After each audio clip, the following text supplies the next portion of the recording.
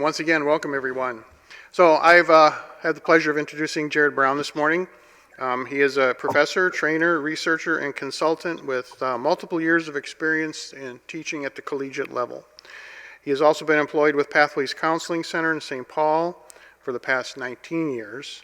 Pathways provides programs and services benefiting individuals impacted by both mental illness and addictions. He's the co-founder and CEO of American Institute for the Advancement of Forensic Studies. In 2001, he completed a postdoctoral certificate in leadership and organizational strategy and professional certificate in forensic psychology. Currently, Jared is pursuing a graduate certificate in neuropsychology from Ball State University. He has completed 4 separate master's degree programs and holds graduate certificates in autism spectrum disorder, other health disabilities, and traumatic brain injuries. He has published multiple articles and book chapters and is regularly featured on several national and international podcasts. So without my further babbling, Dr. Brown. Good morning, everyone. Thank you so much for the introduction and really appreciate all of you taking time out of your day to hear me present about this really important and confusing topic. We're going to take a deep dive into the topic of alexithymia. I give a lot of talks on this topic to different audiences, and in my experience, most of the time professionals have had little to no training in this particular topic. And today we're going to look at it really through the lens of addiction and problem gambling. At any point today you have questions, just let me know and I'll try to save some time throughout and at the end. And if you have any questions you think about after the fact, please don't hesitate. Send me an email at this email address listed on the slide. Little disclaimer I want to just give all of you. We're going to be covering about 40 hours of information today and just a little over an hour. So you're going to be on information overload. So really just take that into account because we're going to be moving quite quickly through today's training. So when we get into the topic of alexithymia, really think of it as a deficit. It's not its own disorder. It does co-occur with many kinds of physical symptoms, multiple psychiatric issues. It is very common among problem gamblers. It's very common among people with autism. It's been elevated among people with traumatic brain injuries, and it's been shown to be an amplifier for stress, trauma, adversity, hardship, and it's been really associated with a host of different psychiatric conditions, which we're going to talk about today. At the bottom of each of my slides is my full citation. So if you're looking for some additional readings, these are all very good articles I would recommend taking a look at. And there's a few additional slides I included in here that I don't believe you have in your handouts, but I just want to include a few more visuals for all of you, just to kind of really break down this really important topic. So if you go through the literature on this, people are probably surprised to learn there's really been thousands of studies published on this topic of alexithymia since the early to mid 1970s. But the overwhelming majority of these studies have not been published on gambling. There's probably around, I would say, 10 to 15 articles that have been published on alexithymia within the context of gambling. But it's really been looked at within the context of so many different conditions and disorders and constructs. So if you were to go through hundreds and hundreds of articles on alexithymia, this is really what the literature says. It's more referred to as a deficit. It's a personality trait. So some personality traits may have higher likelihoods of having alexithymia. For example, just the very nature of going through like professional burnout or dealing with like empathy fatigue, compassion fatigue, or vicarious trauma has been shown to contribute to alexithymia kinds of symptoms. It's a subclinical trait. Sometimes, depending on what study you look at, some articles call it an emotional cognition kind of deficit. Other studies refer to it as an emotional processing or a self-regulation deficit. And we'll dig deep into all these topics today. So at the core of alexithymia is when someone is going to have a very difficult time identifying emotions. So emotions can be very confusing, they can be scary, they can be overwhelming. So when the person becomes overwhelmed, you as a clinician can visually tell your client's probably in distress, but the client is going to have a very difficult time describing the emotion to you. So you can see on their face they're in distress, they're worried, they're fearful, they're anxious. But when you ask them, they may say, I'm feeling fine. My stomach may hurt. My head hurts. That's how it may come out. It comes out as somatic based symptoms a lot of times. So just think of it as a breakdown when the client has a really difficult time putting the name to their emotion. Expressing the emotions, this can lead to breakdowns in interpersonal communication in relationships. It's been shown to be a factor in divorce, intimacy deficits. If you're a therapist and you're asking your client a lot of insight-based therapeutic approaches that rely on a lot of introspection and how and why questions, that can be quite difficult for people with alexithymia because they have a lack of inner kind of fantasy life. They have a hard time going inward and really processing emotions and having a lot of introspection. And a lot of times they may present to you as a clinician in a very concrete manner. So they have a hard time maybe describing a story in detail. It can lead to breakdowns in that one-on-one communication and therapeutic process. Multiple types of alexithymia you will find in the research literature.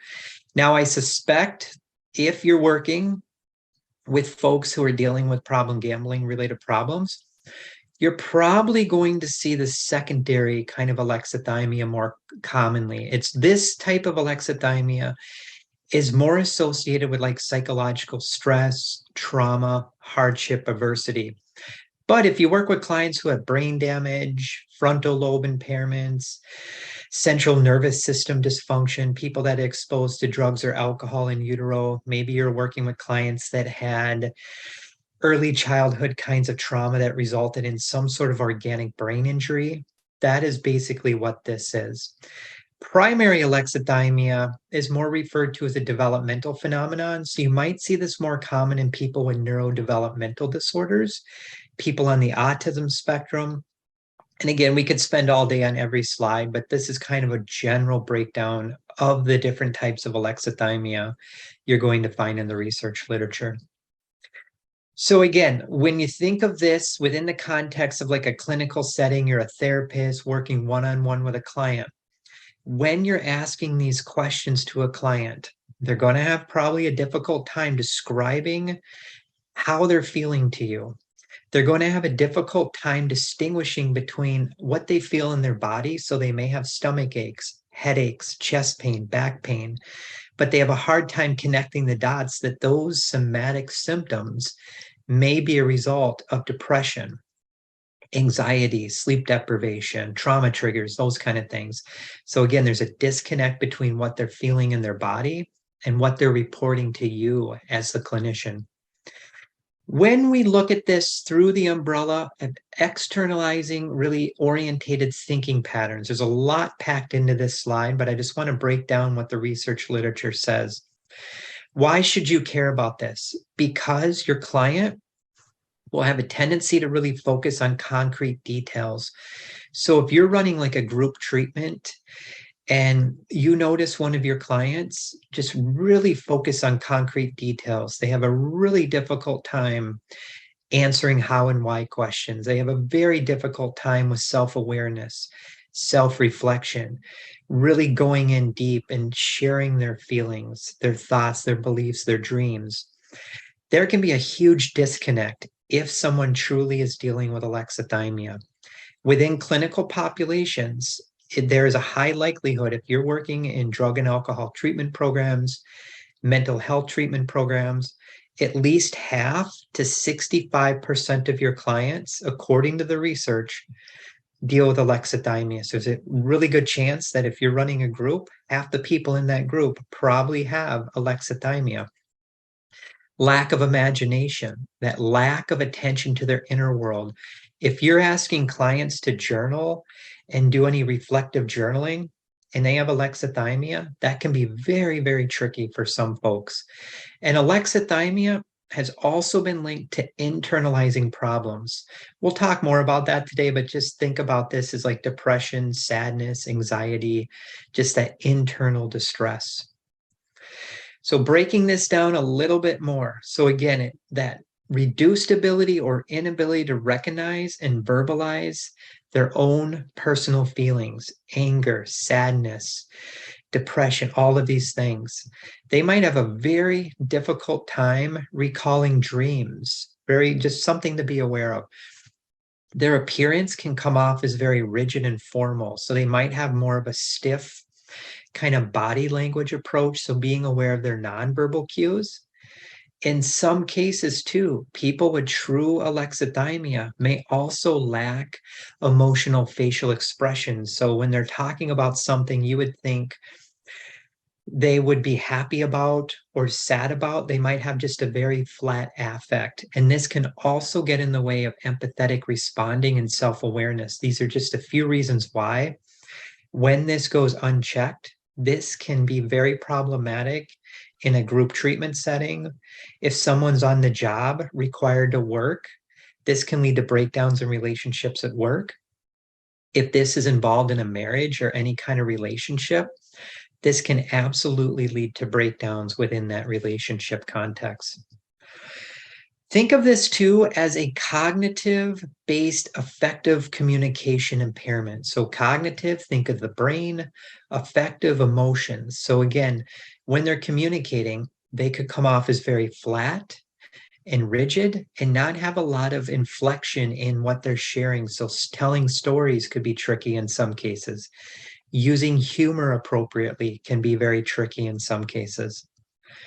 When we look at this through a negative affective lens, so we're thinking of clients that have like a negative mood state, they may come off as kind of angry, they could come off as ruminating, they may have emotional processing deficits. This is what the research literature indicates as to why people with alexithymia may be at greater risk to be dealing with a negative kind of mood state. Let's just pick a few of these. Alexithymia has been linked to higher levels of insecure attachment patterns in children. So if any of you are working with people that have dysregulated attachment patterns, that has been linked to higher levels of alexithymia. If you work with clients with self-control issues, and if you're working in any kind of addictive kind of setting, pretty much every client that has a substance use issue is going to be dealing with some level of self-control deficit. Higher levels of personality disorders have been linked to this as well. Humor deficits, and I'll talk about mentalization and theory of mind a little bit today. When I talk about these topics, this really relates to perspective taking, your client's ability to kind of mind read the situation, understand internal mental states of other folks. And it's not uncommon when we're talking about clients with alexithymia and a negative mood state. You might see clients that suppress their emotions more, have higher levels of irritability, and may be at an increased likelihood to ruminate and fixate and have compulsive kinds of thinking and behaviors. So this is just a little bit of the literature, but these are just some of the important points to be aware of. Alexithymia has been linked to substance use issues, neurodevelopmental disorders, medical comorbidities. If you work with clients that have a tendency to engage in risk-taking behavior, drug and alcohol use, financial risky decision-making, criminal justice involvement, alexithymia has been shown to be higher in those populations. If any of you work with people that have violent offending histories, domestic violence perpetration, sexually inappropriate behaviors, the research literature also supports the fact that alexithymia is significantly higher in those populations compared to the general population. If you work with people who have self-injurious behavior history or people diagnosed with post-traumatic stress disorder or individuals that have an extensive child maltreatment history, It would benefit you from learning as much as possible about this topic because half to 65% of those clients probably deal with alexithymia on some level. So in the general population, depending on what study you look at, 6 to 10% of the general population deals with alexithymia. And I think on some level, we all deal with it under the right circumstance. Burnout, chronic fatigue, exhaustion, these are all things that can amplify this. But again, if we're looking at clinical populations, this number goes up significantly. What are some of the populations where you might see alexithymia significantly higher? ADHD, neurodegenerative disorders, problem gambling. Obviously, that's the kind of the focus today. It's very high in people with schizophrenia. If you work with people with chronic pain disorders, it's been shown to be very high and actually amplify pain because all that negative emotions going in their body, and if they can't process it and get it out, it just amplifies inflammation, chronic pain issues, sleep issues. Interestingly, too, a very high percentage of clients that are diagnosed with eating disorders have alexithymia, according to the literature. And the list goes on and on. These are just some of the disorders that the research literature has pointed to where alexithymia has been more common. When you work with adolescents, the number, depending on the study, is anywhere from about 7% to 30% in the general population if we just look at adolescents. Now, this is a lot to take in. I do a lot of training on this. It's called the HPA axis and toxic stress. Why in the world would you want to care about this? This is called the hypothalamus pituitary adrenal axis. This is our main stress response system in our body. Why should you care about this? Because the HPA axis has been shown to be dysregulated in people with addiction issues, mental health problems, people with brain injuries, people with trauma histories. When this axis is dysregulated, it can throw off our whole body. It can contribute to sleep issues. It can contribute to mood dysregulation. It can impact body temperature regulation. It can throw off our circadian rhythms, which are responsible for our sleep-wake cycles. It's been shown to play a critical role in our immune system. Basically, this is a component of our endocrine system, and our endocrine system is related to hormones. So this really can throw off hormones, dopamine, serotonin. When our gut is off, this can be off. There's a big connection between digestive health issues and HPA axis functioning. And when this is off, it can also throw off our prefrontal cortex, which is responsible for executive function, which is the CEO of the brain. And we'll talk about all these topics in greater detail today. And if there's any questions any of you guys have, just let me know. If you want me to clarify anything for you, I'll be more than happy to do that. So if someone's dealing with alexithymia, they can't get the emotions out, they have a really difficult time, again, processing, naming, labeling their emotions, all this negative energy goes into their body, and it's been shown to have a real negative impact on our immune system. And when our immune system is off, we might be at a greater likelihood to get sick, to deal with infections, to not heal from illnesses is properly. This can contribute to chronic low-grade inflammation. And chronic low-grade inflammation is a driver of most diseases and illnesses. Technically, depression is an inflammatory-based response. So understanding this within the context of the immune system can also help us better understand why some of our clients may be dealing with a host of medical and psychiatric comorbidities. Eating disorders, again, if you're working with clients that deal with binge eating problems, severe obesity, be on the lookout. This has been shown to be significantly higher in these populations compared to the general population. Empathy deficits, as I mentioned before, are going to be common among people with alexithymia. So during your initial clinical interview or assessment or an intake, if you're working with a client who comes off as unempathetic or may struggle with perspective taking, Try to stay curious in those moments. Dig deeper. Could there be something else going on? Maybe they're dealing with alexithymia. Maybe they're dealing with blood sugar dysregulation. Maybe they're chronically sleep deprived. Maybe there's something going on in their prefrontal cortex. It may not be that they're trying to be unempathetic. There may be something going on neurologically with them that contributes to this. It is very common for people with alexithymia to engage in maladaptive coping patterns. Maladaptive coping patterns can be gambling, drug and alcohol use, road rage, cutting behaviors, excessive sugar consumption. The list goes on and on. So really digging into your client's history of how they cope with stress. And if they have a long-standing history of coping with stress in a very unhealthy manner, there's a higher likelihood that they may be dealing with alexithymia.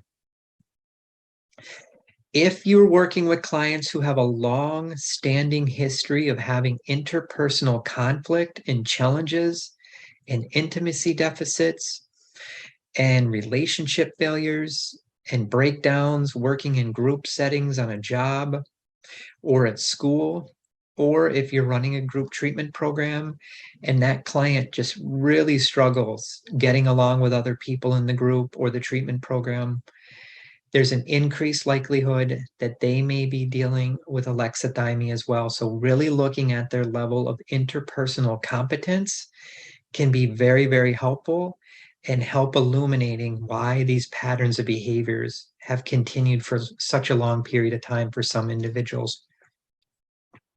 So when we think of internalizing symptoms, these are going to be symptoms that your client experiences inwardly. So anxiety, depression, loneliness, lots of shame.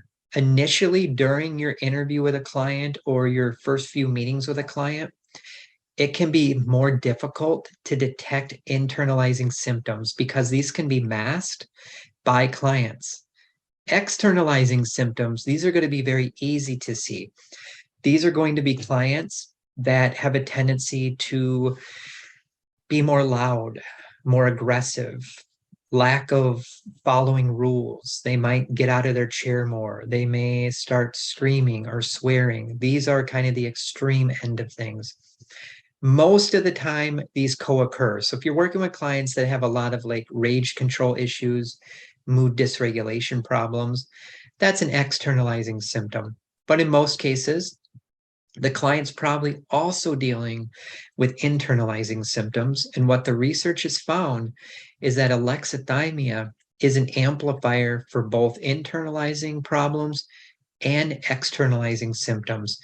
And in worst case scenarios, it could lead to high levels of impulse control problems, which we know impulsivity is related to addiction. And impulsivity is common among people with many psychiatric issues. And if clients have, again, a longstanding history of some sort of aggressive tendencies, violent behaviors, alexithymia has been shown to be higher in these populations. Social cognition, another huge, huge topic.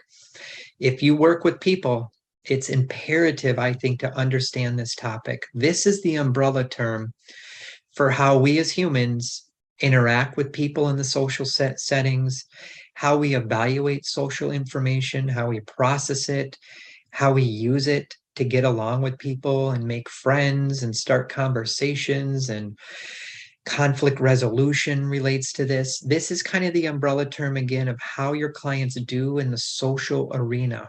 Under this umbrella is going to be empathy, how we recognize emotions in ourselves and others, and emotional interoception. These are linked all to alexithymia.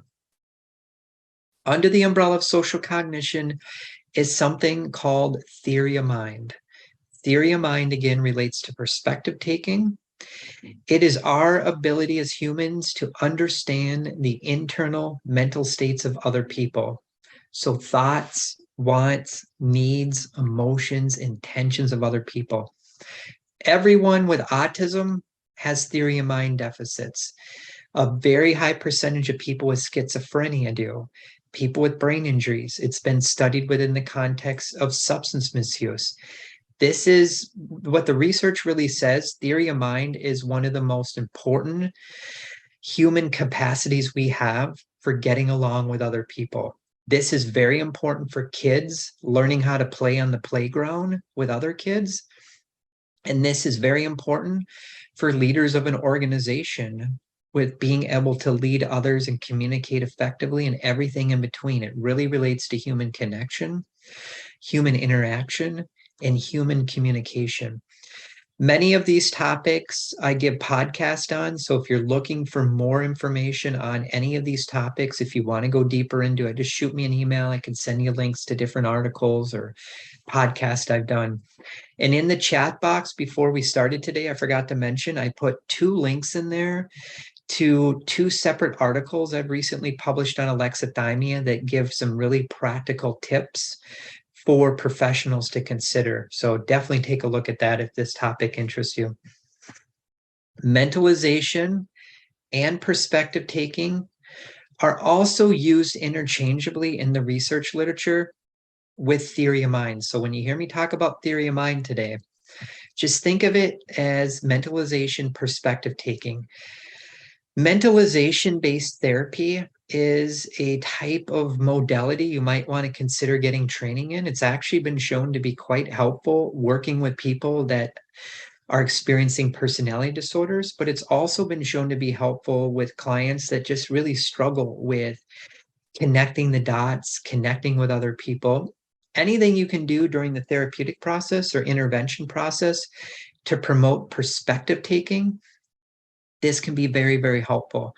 Couple tips I'd give you in terms of how to promote perspective taking. Looking at thought bubble training. If you go online and Google thought bubble training, you can find good worksheets on that. There's something called social stories. You can Google social stories and find good worksheets on that. Anytime you can promote perspective taking, this has been shown to lead to better outcomes. So really focusing on this during the therapeutic process should lead to improved outcomes. So again, we spoke about empathy. So when you're working with clients with alexithymia, there's a higher likelihood that they may exhibit or present as having lower levels of empathy, which then can trickle down and lead to more socialization deficits. So again, these are good target areas for any kind of treatment program, in my opinion. Promoting empathy, promoting positive socialization can help improve alexithymia and vice versa.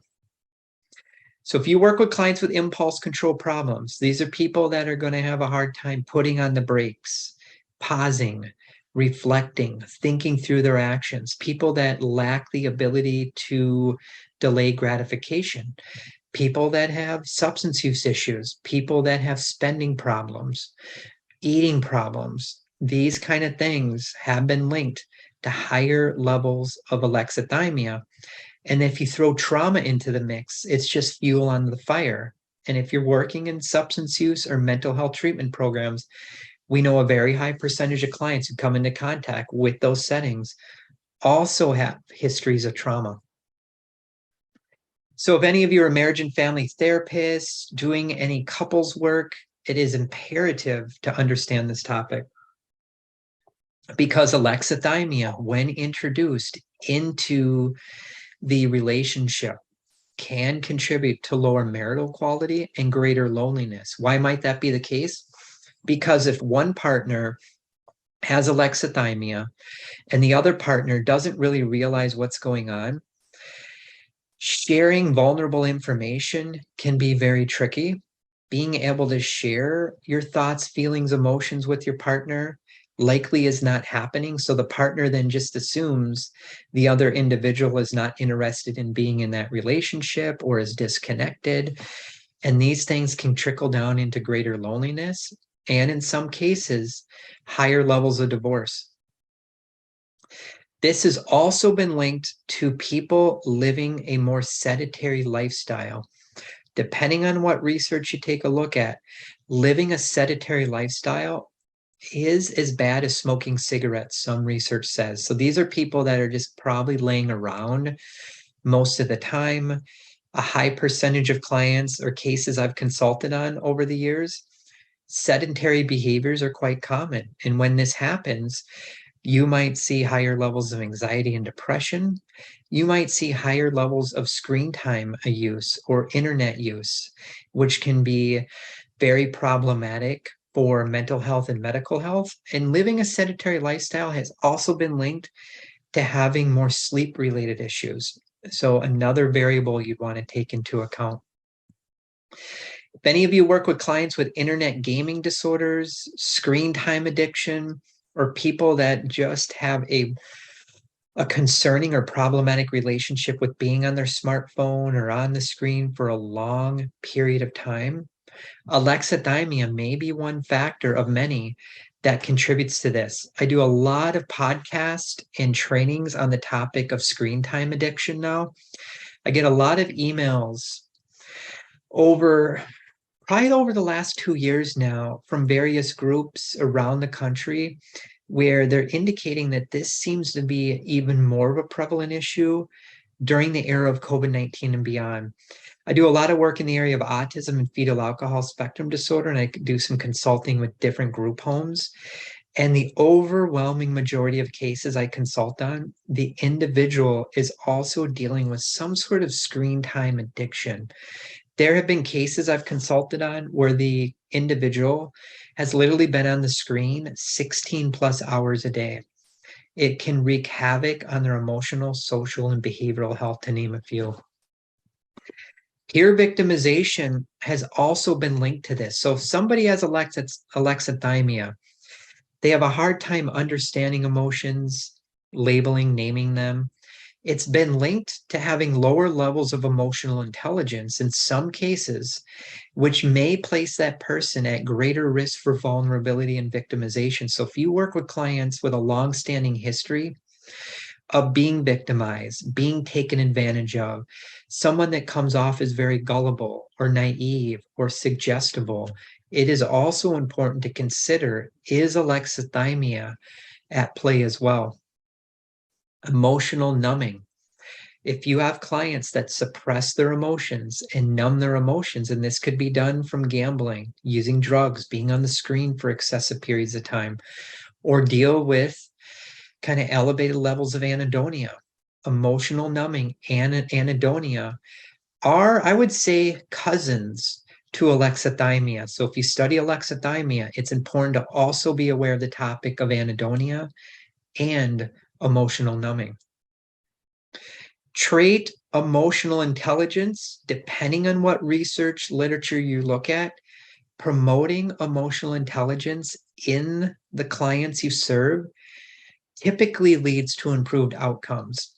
This typically is the best indicator of success in life. If people have higher levels of emotional intelligence, typically they're happier, they're healthier, they have more relationship satisfaction. They typically like their jobs more effectively. They can manage conflict. If we break down trait emotional intelligence, it is a huge topic under the umbrella of trait emotional intelligence is going to be elements of emotional management, assertiveness, and social awareness. These are all very important target areas for screening and intervention. It also relates to emotionality, which is a component of alexithymia. How does that person perceive emotions? Do they understand and use empathy effectively? And then how do they express emotions to other people? Trait emotional intelligence is also linked to self-control. So if you want to live longer and have a happier life, learning self-control is key. There's so many studies that support that. Teaching clients to have better self-control, self-management, having better impulse control can lead to a host of positive emotional, social, and behavioral outcomes. And all these things can really trickle down and promote more well-being in our clients. So focusing on optimism, gratitude, joy, happiness, self-esteem. So this is a big topic. This is another training in and of itself, but learning about emotional intelligence is huge and vital. And what are some things that can impact emotional intelligence? Personality traits, temperament, that social competency, the social cognition that I spoke about before, perspective taking, theory of mind, mentalization, and then how your client adjusts. What's their level of adaptability like, their flexibility? As we move into clinical implications, I'm going to park it for a minute, put on the brakes, and see if anyone has any thoughts, questions, concerns that I can answer from this first section before we jump into the part 2.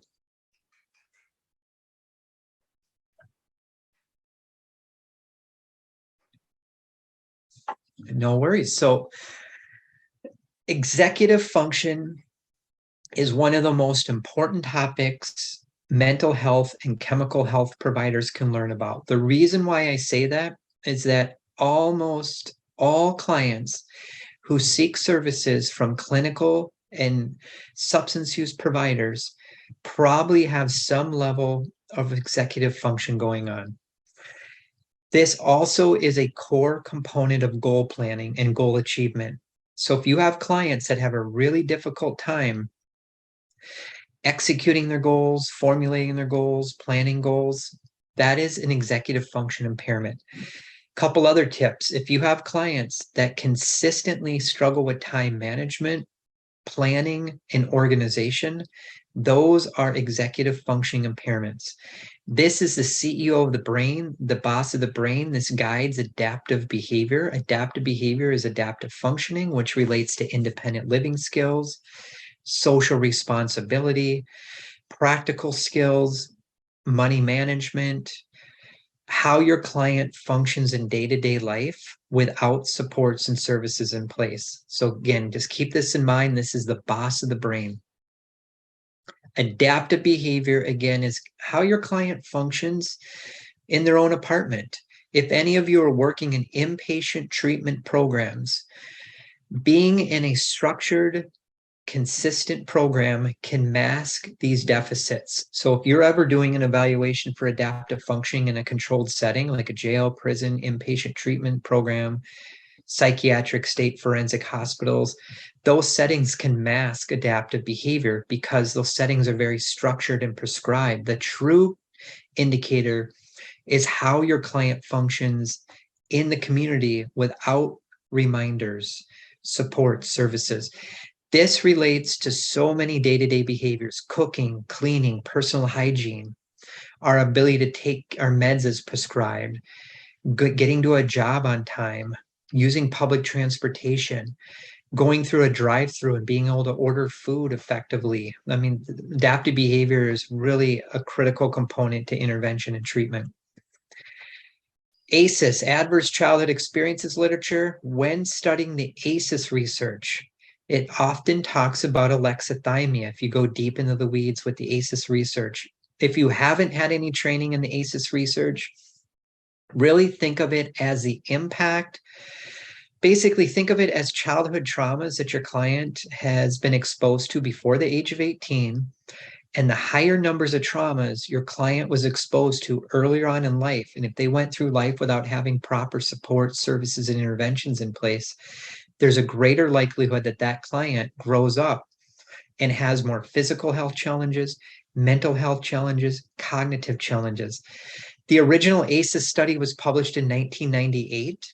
Since that time, there have been countless studies that have looked at basically the impact that various forms of childhood trauma have on health outcomes throughout the lifespan. If you go to the CDC's website, Center for Disease Control, they have a very good page dedicated to that first study.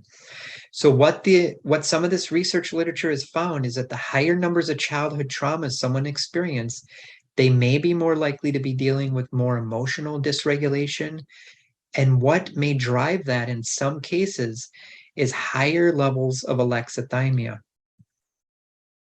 This is not an all-encompassing list. The original ACEs study from 1998 looked at 10 different domains of childhood trauma. Since that time, It's been expanded into a number of different topics. I lay this out here is because they've also looked at this within the context of a child growing up in a home where one or both caregivers was dealing with a problem gambling issue.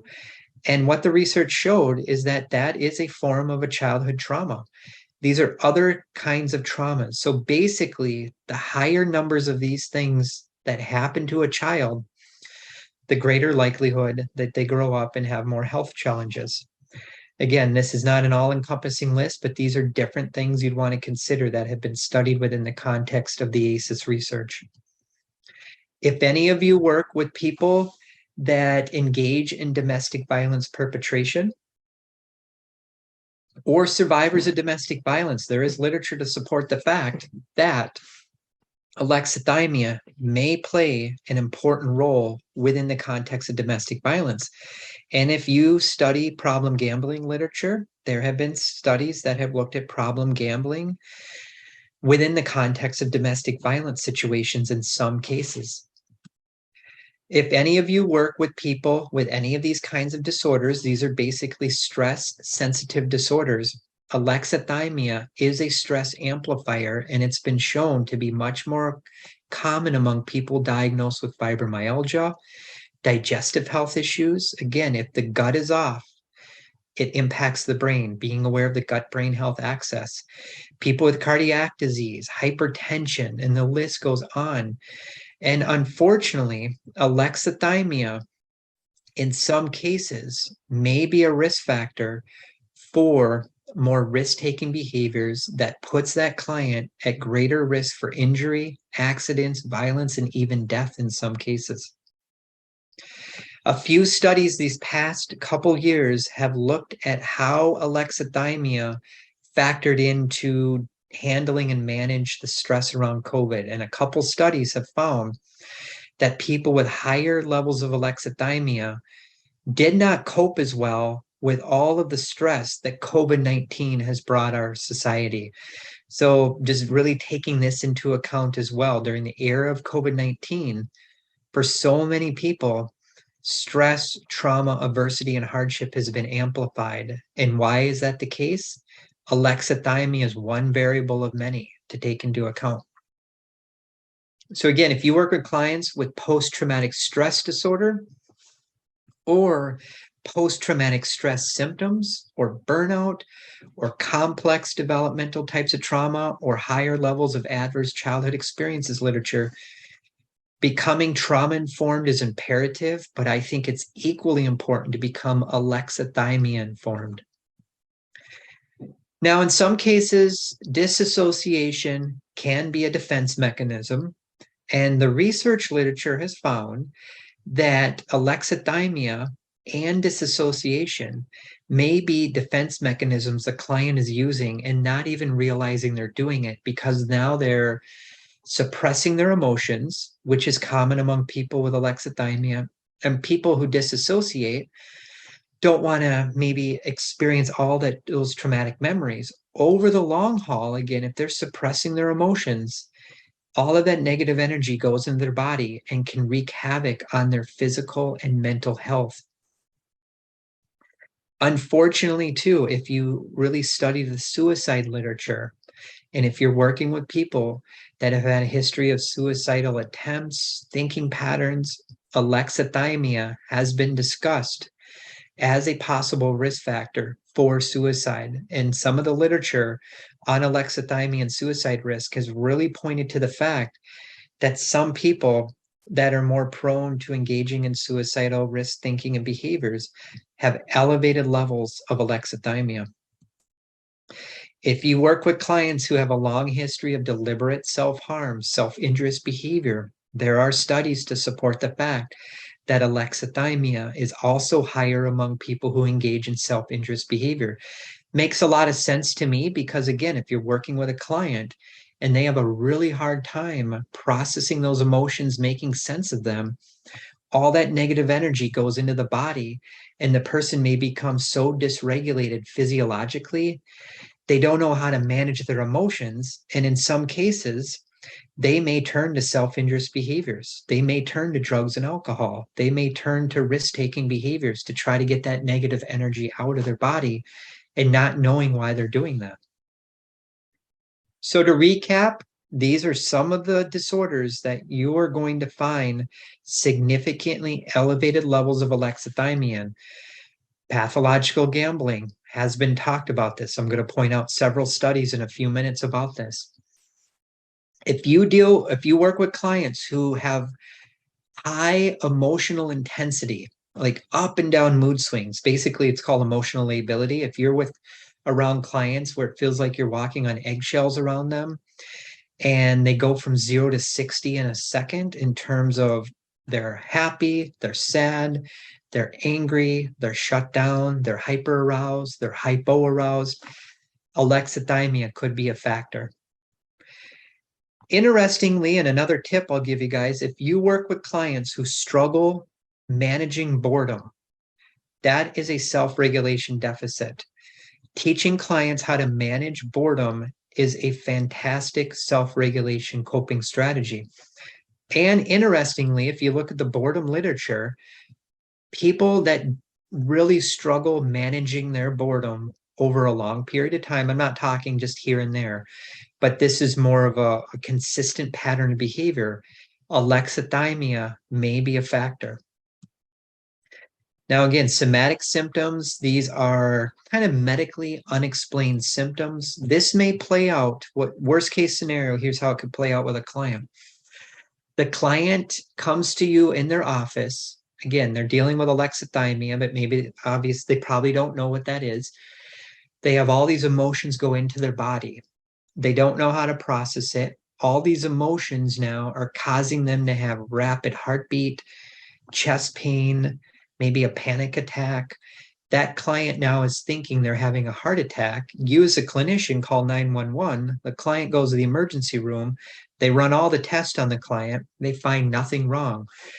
That is a classic way of how this could play out in the most extreme manner, where all of that negative emotion comes out as feeling like a heart attack, but the client has no symptoms of a heart attack when they go to the emergency room. Alexithymia could be a driver for this. If any of you work with people that deal with sensory processing issues, so they might be hypoaroused or hypersensitive to certain light, sound, texture. Being in a group setting can be overwhelming for some people with sensory processing issues. Having lots of pictures on the walls, clutter, this can be overwhelming. And in some cases, alexithymia could be a factor as well. Sleep issues and alexithymia go hand in hand, because if people can't manage their emotions and process them effectively, they're probably dealing with some level of body discomfort or body dysregulation. And when that's the case, they lay down at night. It is very, very hard to calm and relax the mind and body. In my opinion, and this is just where I'm at, feel free to disagree. I believe sleep is number one to health. This should be a frontline intervention for any mental health disorder, any addictive disorder, and the research literature really supports that too. Social anxiety has also been linked to higher levels of alexithymia. So if any of you are working with people that deal with high levels of social anxiety, social isolation, agoraphobia, also consider alexithymia. Chronic pain, as I mentioned before. So if you have clients with a long history of like chronic headaches, different aches and pains that are really unexplained, has anyone ever screened the client for alexithymia?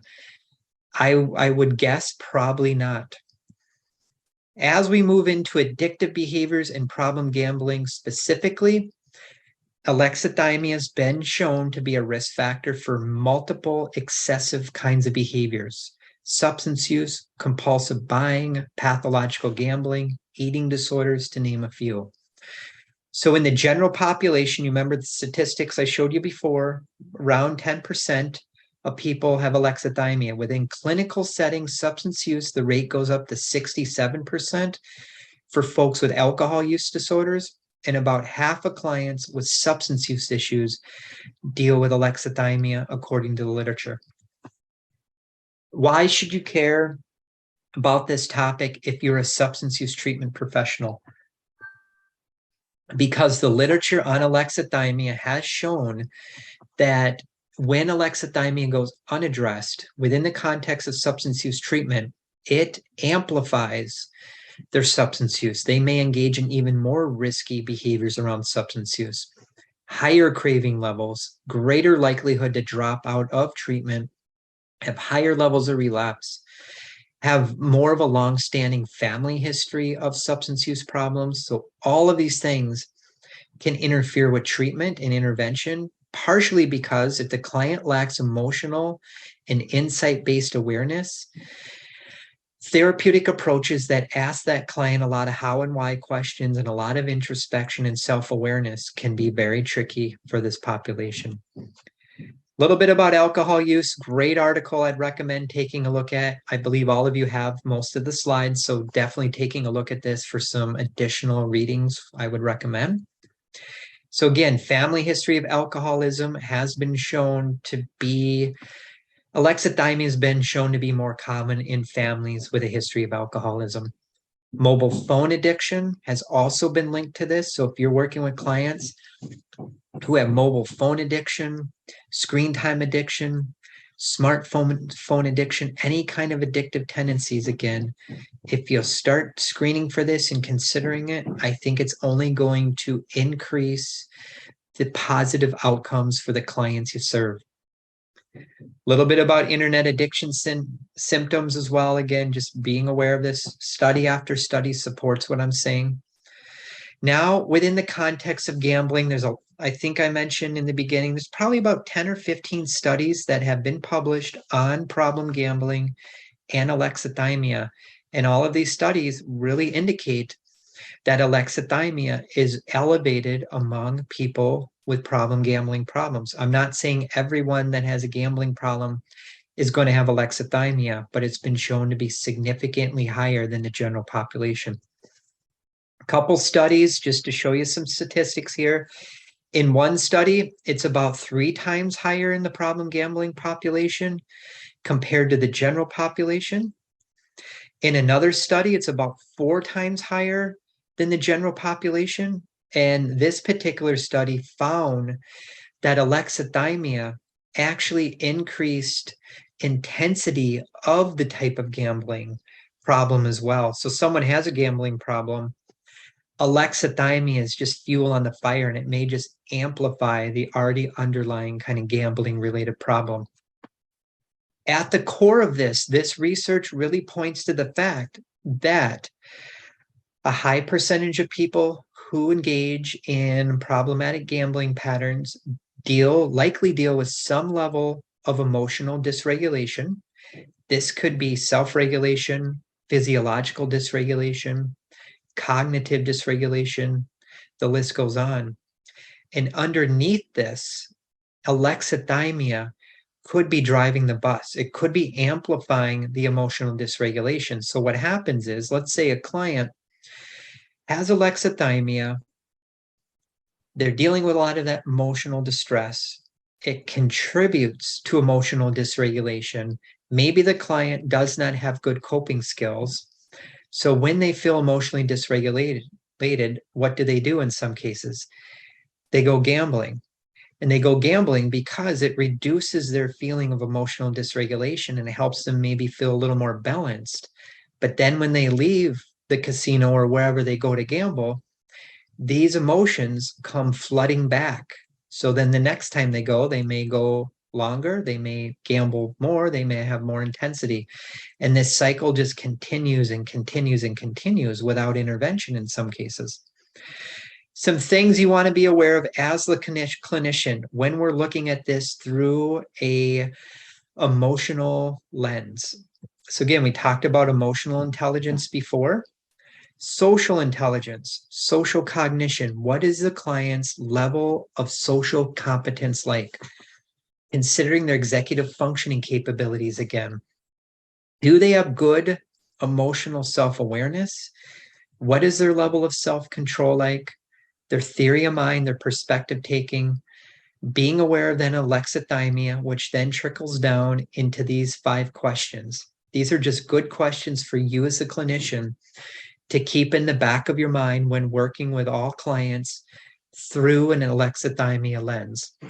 So does that client have a hard time accurately noticing emotions?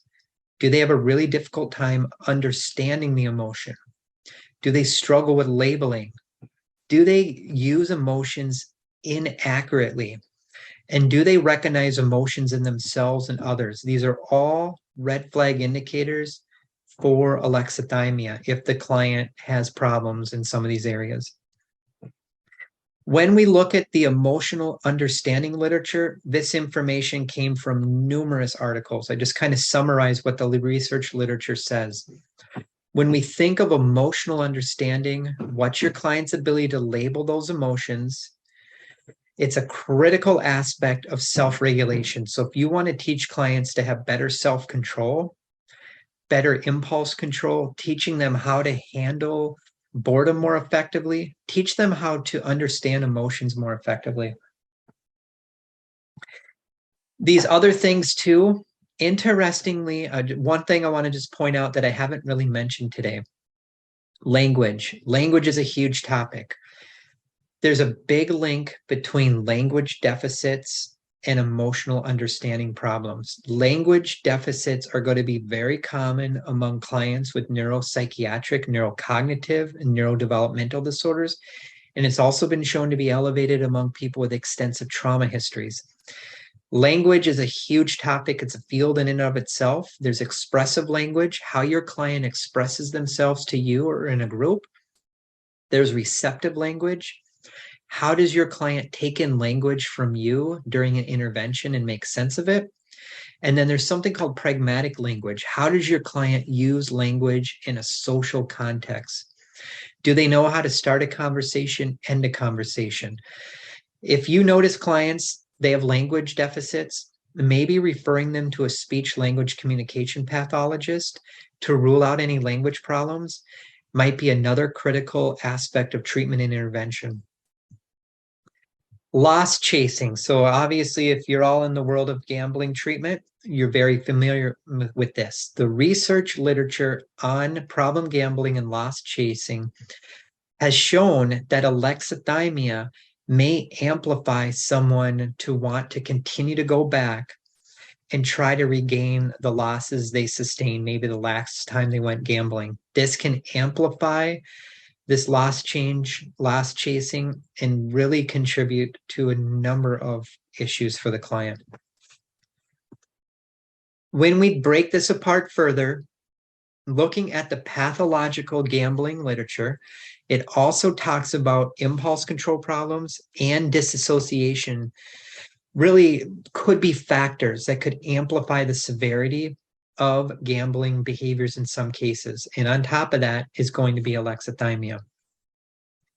The research literature on this too also supports routine screening and intervention, not only for alexithymia, but for anger control issues among people with problem gambling problems. So really screening and being aware of anger control issues as well.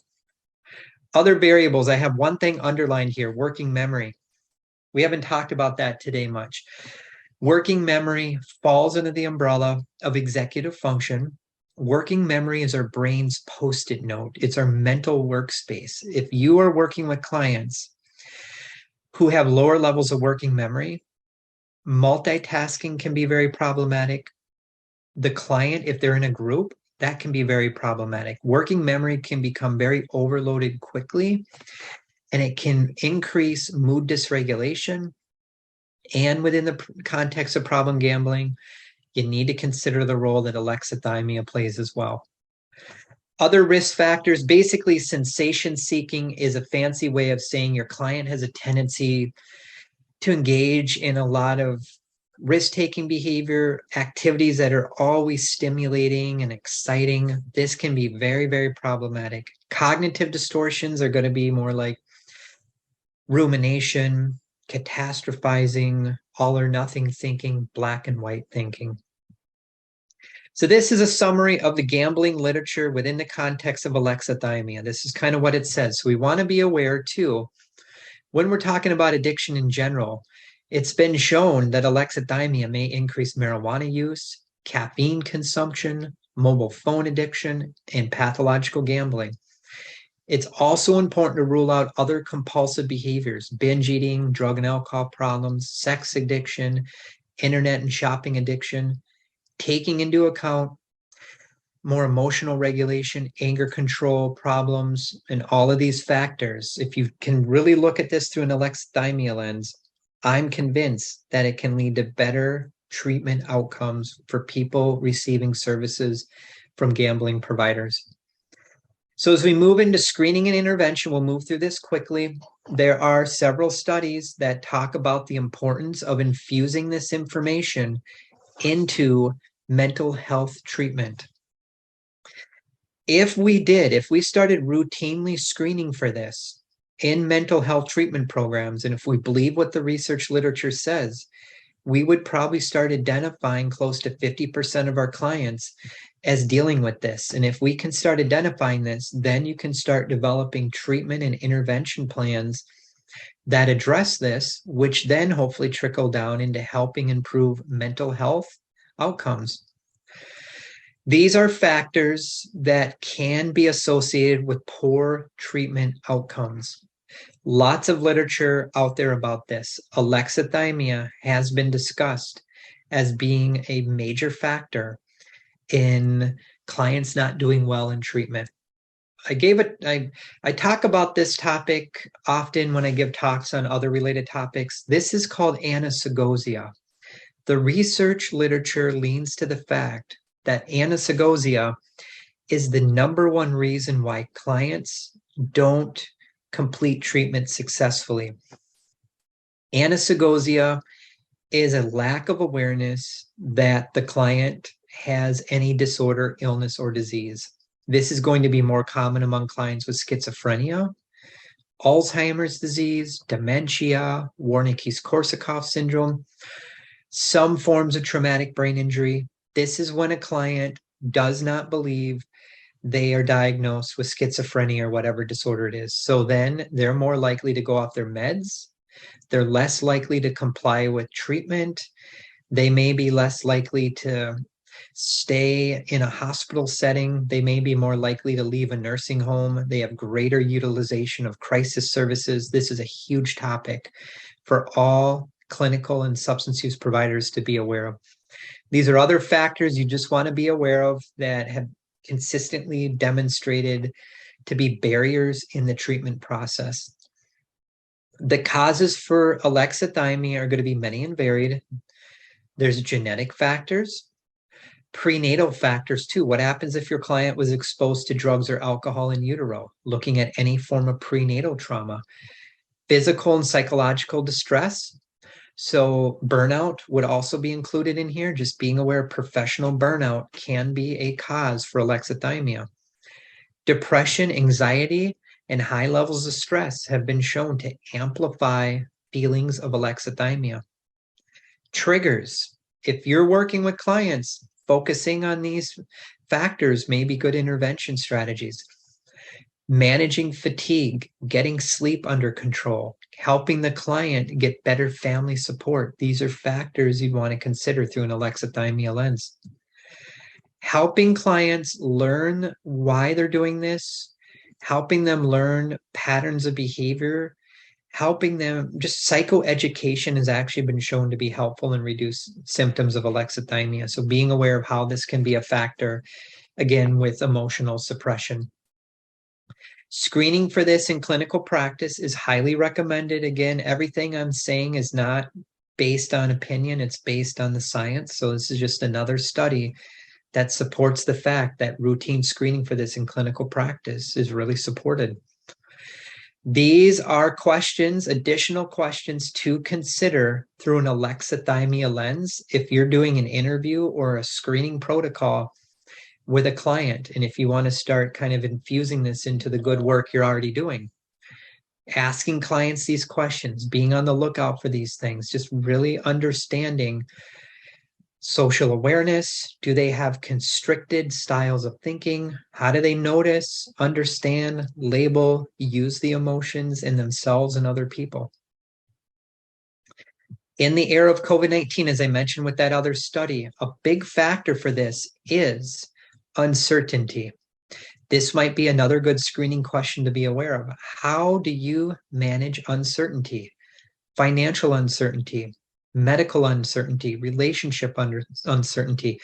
Clients that struggle with managing uncertainty may be more likely to have problematic outcomes compared to people who can manage their uncertainty and worry and fear the future more effectively. Promoting interventions that can help people reduce loneliness is also recommended. Loneliness and alexithymia oftentimes co-occur. Insecure attachment patterns, as I mentioned before, so utilizing attachment-based approaches in the work you do is often recommended and suggested.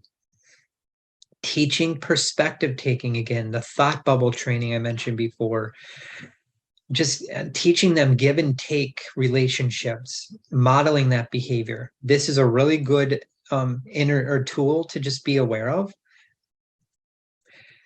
Social support, helping the client get connected to a positive social support network can be helpful, but it's important that the individuals in the group or the facilitator probably have some awareness of this if it's going to be most effective. If they don't, it still can be effective, but at the very least, the facilitator should probably have an understanding of how alexithymia can play into this.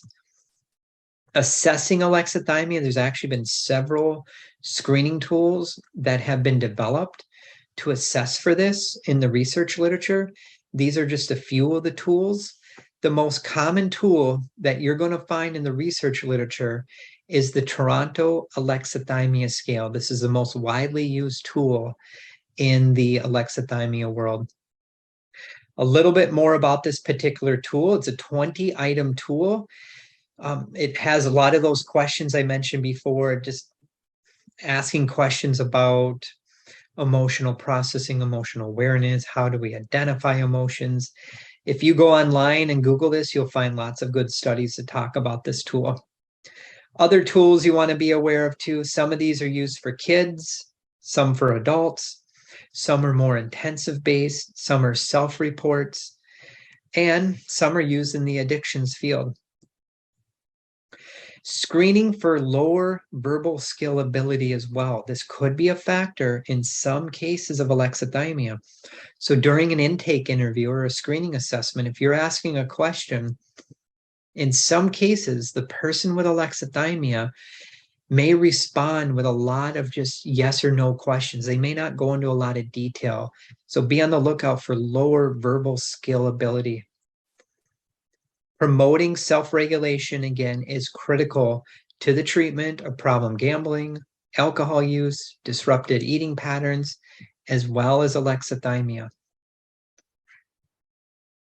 Helping clients learn positive coping strategies and helping them develop improved problem-solving skills is critical. Clients with high levels of alexithymia may lack insight and self-awareness. So taking this into account in how you do your interventions. So interventions that are more concrete, that are rooted in like psychiatric rehabilitative approaches like coaching, modeling, teaching, role-playing may be more beneficial. Teaching people to have better emotional awareness and emotional clarity may be a protective factor against victimization. So remember before we talked briefly about victimization and how alexithymia could be a factor. Promoting emotional clarity may help some people not be as gullible or naive and run the risk of being victimized. Promoting interventions that address worrying and rumination. Rumination, it could be depressive rumination, it could be anger rumination. Rumination is a problematic thinking style where someone just gets stuck on something over and over and over again. Another tip, if you go into the literature, I'm sure a lot of you are trained in cognitive behavioral therapy. There's actually a protocol you can use through the CBT lens. That's cognitive behavioral therapy for rumination. Journaling has been shown to be helpful for rumination. Exercise, thought stopping techniques, those kind of things can be helpful too. Helping clients pause, reflect, put on the brakes is very, very helpful. Dealing with shame. Shame's a toxic emotion. I know at least a lot of cases I've consulted on over the years, a high percentage of people are dealing with shame. Addressing shame and addressing social anxiety are other strategies that might help reduce symptoms of alexithymia. For some people with alexithymia, they may have a hard time understanding, processing, and using humor. So if you ever have clients that don't get humor, they may use humor inappropriately, they seem to rub people the wrong way with their humor, could be alexithymia driving that bus too. Abstract thinking is the ultimate executive function, some studies say. Abstract reasoning is our ability to connect the dots, see the forest through the trees. It relates to cause and effect. Clients that have abstract thinking deficits struggle again with answering how and why questions. Following rules can be very tricky for some people with abstract thinking deficits. When we think of interoceptive abilities, these are other things you'd want to consider. Promoting more self-accuracy and more self-awareness interventions and training are recommended. If any of you are working in the field of like smoking prevention, tobacco prevention, there's some studies that also support the fact that alexithymia is much higher among people who use tobacco products as well. Within substance use treatment, I hope I convinced all of you to seek out more training, education, awareness around this topic and infusing this into the work you do. And if you are doing any work on smoking cessation interventions, alexithymia has been shown to be a factor that could interfere with a client's ability to quit smoking over the long haul. With treatment, again, lots of interventions that we've talked about today. These are some of the interventions that have been talked about in this literature. DBT has actually been shown to be helpful. Music interventions, group therapy, journaling, getting sleep under control, trauma-informed care approaches, promoting emotional intelligence, expressive writing, providing psychoeducation, mindfulness. These are just things you'll find in the literature that have been shown to be helpful in helping clients deal with this. This is one study that talks about DBT. So if any of you are DBT therapists, considering the literature on alexithymia and DBT might be helpful. This is another intervention you'll find in the literature. There's a good handful of studies that have been published on this. And if you Google this, there's a website that brings you to this intervention. And the developer of this has, I think, a workbook on there. It's called Alexithymia Reduction Treatment. I think it was originally developed for men in a group treatment process, so it might be worth looking into. Again, focusing on teaching clients healthy coping patterns, focusing on enhancing interpersonal competencies, very, very helpful. Helping the client, again, learn how to manage boredom is another intervention strategy you want to consider. Promoting resilience has been shown to be helpful. Resilience is our ability to bounce back from tough stuff. If we can help clients build their resilience, that may actually help reduce alexithymia.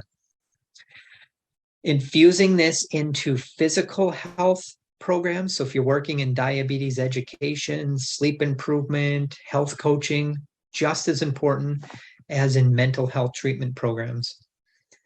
And the very nature of just educating clients about this has been shown to be helpful. Some studies support just providing psychoeducation to people that deal with alexithymia reduces their level of alexithymia, but also providing education to other colleagues and family members about this too is warranted.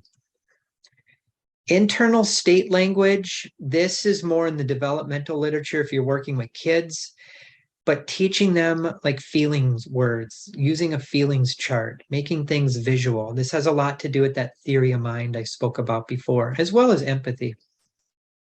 Mindfulness-based interventions have been shown to also be helpful. So if any of you are using like mindfulness meditation strategies, you might actually be helping people reduce alexithymia. A little bit more about mindfulness training. Multiple studies have looked at this. This is a really good systematic review that was published in 2019, and it really does show that mindfulness-based training should be considered in the treatment of alexithymia. Compassion-focused interventions have also been shown to be helpful. Music therapy, as I mentioned before, helping clients learn how to self-differentiate. This is a critical component to helping them have more emotional awareness, understanding, and emotional independence. And these are my final takeaway points. We've covered all of these in today's training. Again, this is about 40 hours of content crunched down into just under, a little over an hour. But if you can learn about this topic, I really believe it's going to help improve the quality of life for your clients. It's going to help you better understand, I think, why clients do the things they do. And I think it's going to make a huge difference in addiction treatment as well, because of the very nature of how many clients actually deal with alexithymia in those settings.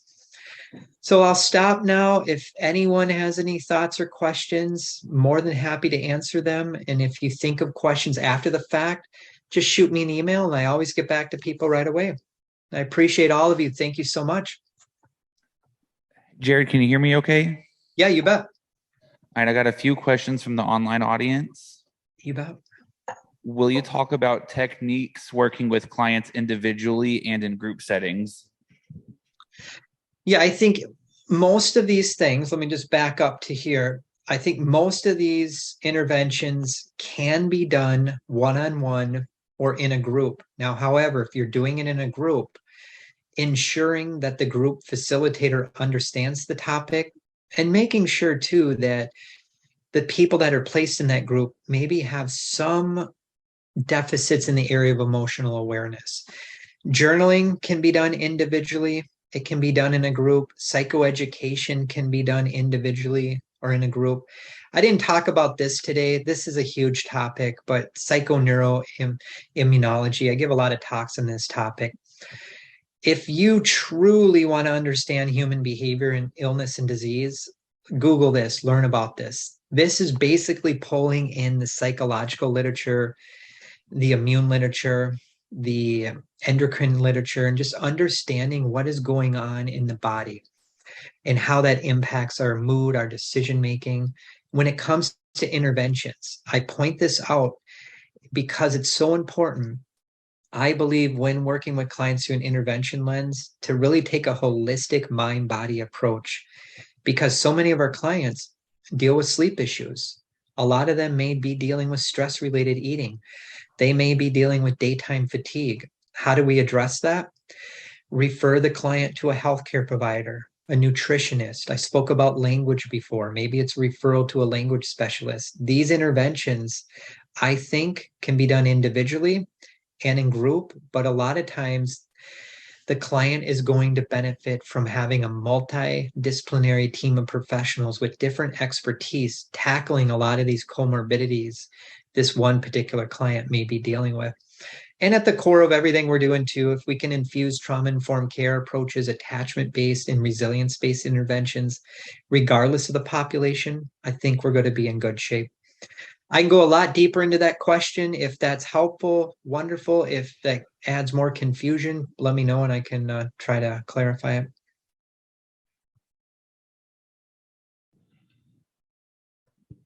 Okay, we have one more question. You bet. Apparently, alexithymia is associated with the vast majority what isn't DSM. Why not simply treat those other conditions? It seems the suggestion is that alexithymia is a smoking gun and we all should have been identifying, and I can't grasp that. Well, I don't know if it's a smoking gun, but you're right. It co-occurs with so many different disorders and deficits and illnesses and diseases.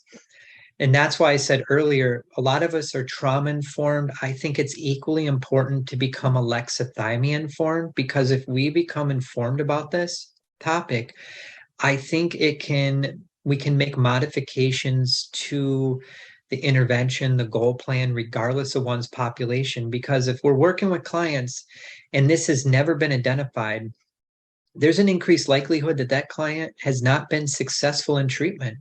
Maybe the client's been to treatment over and over and over again. Maybe some of you are working with court-ordered clients where they're court-ordered to treatment.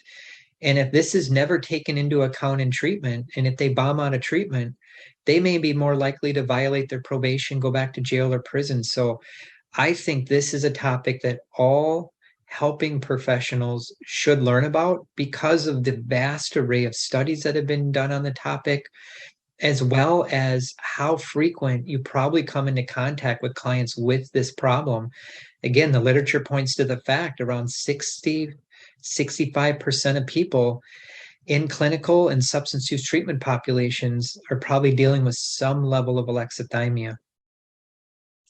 If anyone disagrees with that, I am welcome for criticism, feedback too. I would love to hear you guys' thoughts, but I truly believe becoming informed on this topic is only going to enhance the work you do.